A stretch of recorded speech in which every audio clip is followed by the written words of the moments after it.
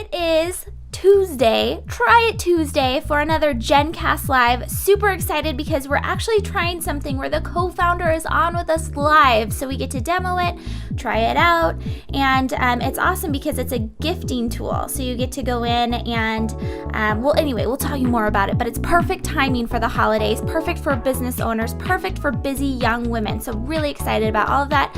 If you're watching live, use the hashtag JennCast, JENNCAST, so we can make sure that we get your takeaways and any kind of exciting little news that you want to share. Speaking of exciting news, if you go to youngfemaleentrepreneurs.com right now, at the top post, there's an opportunity to win Gary Vaynerchuk's Jab, Jab, Jab, Right Hit or Right Hook, which is located right behind my head on the bookshelf right now. That's actually by Stacey Harris, at the Stacey Harris. All of you know and love her from my co-host on Thursday night's YFE Chat Live. She's giving that away because she recently saw him in person last Thursday, which is why Corey Freeman was guest co-hosting for her. So my guest co-host for today's Try It Tuesday, which, by the way, it is December 10th. Super excited about that. Only, 14 days till Christmas Eve? A lot of you are probably taking the holidays off. I don't know, maybe not if you're in retail. But anyway, so my guest today, her name is Jessica Jessup, which, first of all, doesn't that kind of sound like a news anchor, or just it rolls off the tongue so well. I love the name, Jessica Jessup. She's a cancer survivor and an entrepreneur and an engineer. So all three in one. She's incredibly inspiring. She's proud of being a woman in technology. She uses her engineering and math skills to serve the public good and develop solutions that make the world a better place. I love it, Jessica. Thank you so much for joining us today. Jessica, are you there? Jessica? Can you hear me? The internet connection's going down. Jessica, can you hear me okay? Yes, I can. All right, perfect. There we go. Yay, we're back up. So Jessica, tell us a little bit more about yourself. I don't know if you were able to hear my bio read, but you're a cancer survivor, you're an entrepreneur, you're an engineer. So what exactly, what is it that you do? Why did you get started as an entrepreneur? So a lot of the reason why I got started as an entrepreneur has to do with that background that you're talking about, the cancer survivor. When I was 23, just graduated from school with my bachelor's degree and was kind of just cruising through life, pretty happy, first job. And then I got the news, cancer. It's kind of a whirlwind process. I don't know if anyone on has been through that, but after that experience, during which I had a lot of support from friends and family, I decided that I wanted to give back to those same friends and family and everyone around me who showed me support. So I started looking for different ways to do that. I was in the technology area with an engineering background, and eventually one day I was shopping for a gift for my mother with my sister. I really like giving surprise gifts. I like having the support of my sister because we both have some different information about my mom that can be used towards that gift. One time I was with her online, emailing back and forth, trying to find products online, and that was a really difficult process. So essentially decided to solve that problem.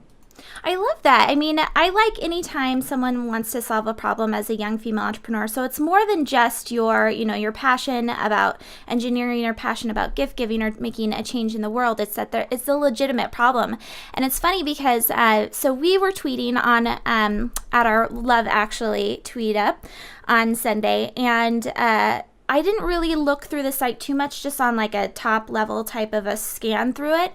But last night when I went in to really dig into it, I was just like, how did I not know about this? I actually have an email chain that is my brother and I going back and forth every birthday, every holiday. We're arguing back and forth about what to get my parents, and it's so unproductive. And at the very end, we both don't cooperate in gift giving, and it never works out the way we wanted to. So last night, I right away invited him into the board, and we started using it. And so I think in that sense, that's something that I get excited about, just the idea that it is something that's so applicable. And you guys, what we're talking about is Giftivus. Is that how you pronounce it? Yes. I love it because it sounds like a holiday in of itself, and it's fun. So tell us more about, so you're an engineer. You said this just came about a couple years ago. What was the process like for getting the site up? Now you also, and I should say you're a co-founder. Are you co-founder with your husband solely? Yes. Co-founder with my husband. We have a couple other people working on it. And it essentially got started up Started with that idea when I was shopping with my sister. We were emailing URLs back and forth, and then my husband Brian and I started to think about what type of site would make that process easier. So it starts, laying out all the ideas, what we wanted to do. And Brian has a technology background, and so he took up the main portion of the technology side of it, which was nice. For me, I'm more of an engineer. He's more of kind of the electrical software engineering type person. So he took over that side, and then I helped with all the idea development and collaborating and figuring out exactly where the product should go, which is, of course, a very long iterative process. And Sandy Sadoo's on the chat saying, yay for engineers. She's also a female engineer, so it's always exciting when you guys get together. There's not a whole lot of you. Yeah, definitely. So Jessica, this is awesome. Now, as far as the actual site application goes, what iteration of the site are we looking at right now? As far as official launches, this is the third. So we did kind of an alpha testing just within a few of our own founders and things like that, my husband and I and my sister, really. And then we expanded it out to a few more family members with the beta. And now this is kind of the third time around where we've officially deployed it to the public and are letting other people come in and use it. Okay, so let's actually talk about trying it now. So it's Try It Tuesday here on Jenn Cast, and there's a blog that your husband, I believe, wrote, and it's all about an example of how to use Giftivus. And the example is in, I believe, in the French press piece or in Yes. the mother-in-law. Can you walk us through that specific example? Yeah, sure. So in order to come up with this gift idea, it took information from a few different people. So in my mom's group, it's myself, my husband, as well as my sister, as far as very active users in there. And one time my sister just posted a basic idea of a French press. Whenever my mom would go out with my sister, she would always like ordering coffee from a French press when it was available at a cafe or a restaurant. So my sister thought it would be fun for her to have that at home. So she had that idea. It just so happened that my husband had recently looked through some different French presses for one of our engineers that are working on the site. So he knew some different products, so he posted them up.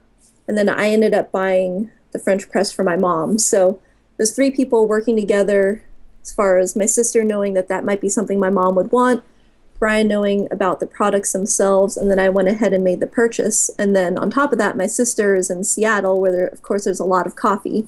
And so she bought some coffee to go along with it. So it was kind of, we worked together to get the French press. And then my sister also piggybacked on to make the gift even better by having coffee in there as well. I love that. So, I mean, so as far as the differences between Pinterest and something like Giftivus, when you go on, it's you're able to actually create an idea. So not even pin the product first, that type of a thing. Yeah, exactly. We think that that's actually really helpful. So Pinterest and other things like that, you post a very specific product. But for gift giving, a lot of time you don't know exactly what that product is.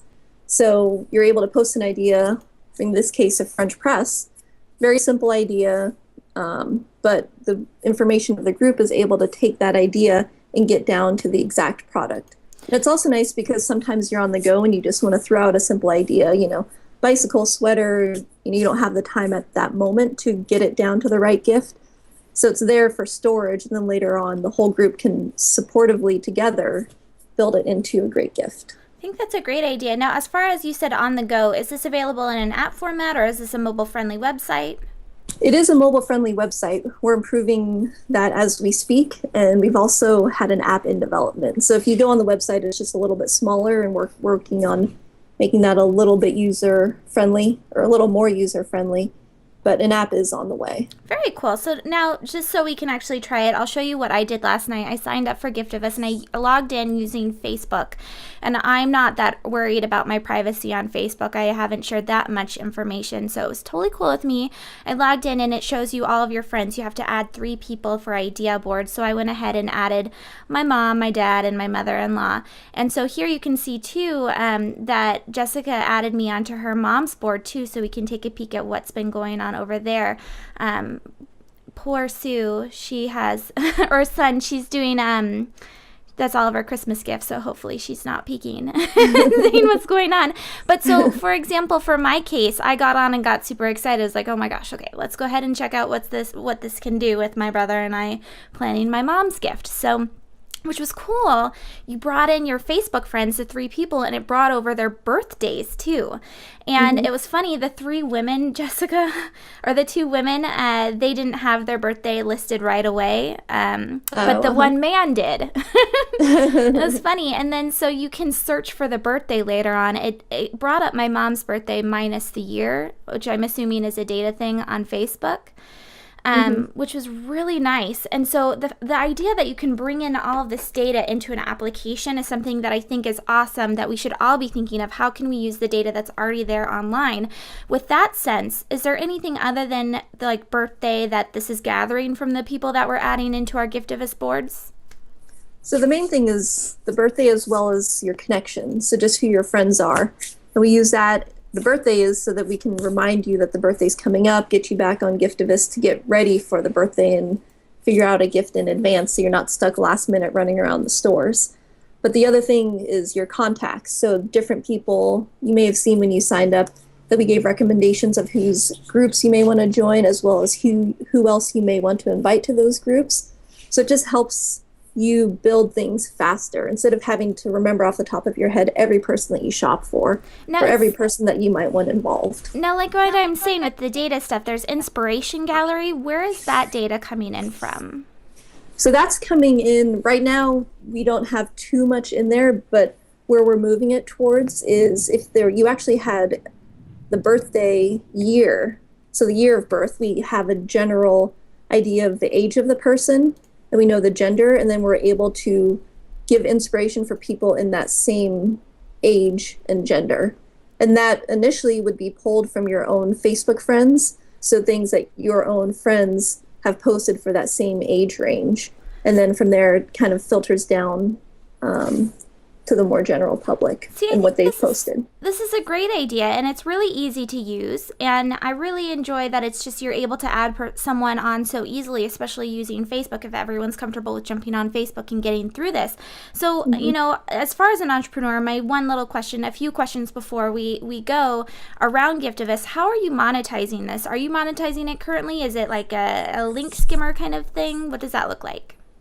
Yeah, so in order to monetize it, right now we just have a little bit of monetization on there. So when you go to Giftivist, you start by adding an idea, and then eventually as the group works together, you end up with specific products. And right now we have Amazon as a partner, where if you post a product from Amazon and then that gets clicked through and purchased, then we get a small kickback. So that's the only way that we're monetizing right now. We don't like the idea of advertisements. We're really building this for the users to help you get a surprise gift in a fun way with the support of the people around you. So we're really trying to avoid that. So right now it's just a click through. I think that's a great idea. I know a lot of entrepreneurs that are doing that are doing some type of affiliate type thing where it's just small amounts, so you really have to build that user base. So in that sense, what are you doing to build and again, this is kind of more on the entrepreneurial question since we have you on, what are you doing to build that user base? A lot of what we're doing is we're starting with grassroots, so we're trying to get friends and family in. The best way to get people into Giftivist is to get them using it, because once someone's in, then hopefully they invite other people who then build other groups and then continue to invite. But because it's more private, you know, we really want to keep these gifts a surprise. It's hard to build things quickly because we can't just show you everything that's on our site. Well, and that makes sense. And I should say, you know, that's kind of an unfair question for me to ask now because you literally just put this out to the public a couple months ago. So I'm sure a lot of all the heavy lifting is just getting started. So as far as my last big question that I'd want to ask you, because again, you have such a rich background of fighting and surviving cancer. I mean, you had thyroid cancer and it was a long ordeal for you. And then starting this company, being an engineer, moving into an entrepreneurial space along with your husband, what advice would you give any other aspiring entrepreneur that is interested in starting something in the tech space especially? I guess on the most basic side of the entrepreneurship, I would say to be resilient. There are going to be ups and downs all the time. And along with that, to build a really strong support group, a strong team around you between engineers, people working on it, marketing, things like that, but as well as friends and family. Can't express enough how important friends and family are. And that's part of what Giftivist is getting that support group together to reach a goal, in this case of our website, gifts. As far as tech, I would say for young women to never let anyone tell you that you can't do it. I remember taking classes in college and there weren't that many men there, there weren't that many women there, but just not to let that discourage you, to find your own comfort zone and to pursue your interests and dreams no matter what society is telling you is reasonable or acceptable. So to definitely go outside those bounds and don't be afraid. Well, and I want to clarify, have you done any type of fundraising for Giftivus, or is this strictly an in-house type of a team where you guys are coming together, sharing equity, and that's what we're seeing here? Right now it's all an in-house team. Very So nice. we're going to be moving forward and trying to expand out in the future, but right now it's all self-sustaining. Bootstrapped and ready to go there. Mm-hmm. Very nice. So it's hard work, and I'm sure this has been years in the making, but at the same time, it's totally possible. Absolutely. Awesome. Well, Jessica, thank you so much for being on today with us and for showing us a little bit of Giftivus. Hopefully everyone will check it out. It's GIFTOVUS. It's like a holiday. Happy Giftivus. I love it. And like your husband said on the blog post, it's a gift of us. Yes. So I love the name. I love the concept. And like I said, hopefully everyone will check it out. Where can everyone find you to connect after this? I'm on Twitter at the Wong Jessup. It's TheWongjEssup, as well as Jessica at giftivus.com. Awesome. All right. Well, thank you, Jessica. Everyone, you've been watching Jessica Wong, I keep getting your name wrong because it's Twitter. It's Jessica Jessup. Again, beautiful name. Just comes off the tongue, like I said, really nicely. Jessica Jessup of Giftivus.com. She's a co-founder alongside her husband and a few other people. I love that she's co-founder with her husband too. That's especially because they're newlyweds. That's a whole other show in of itself. So thank you so much for watching Jenn Cast, a daily live webcast that happens here at 10 a.m. Pacific, 1 p.m. Eastern, every Monday through Friday for about 15 minutes for a quick burst of networking. If you're watching this later, please comment, share, like, make sure that people find out about Giftivus so we're supporting other young female entrepreneurs. Thank you again for watching. Have a great rest of your week. Hopefully we'll see you back here tomorrow at the same time.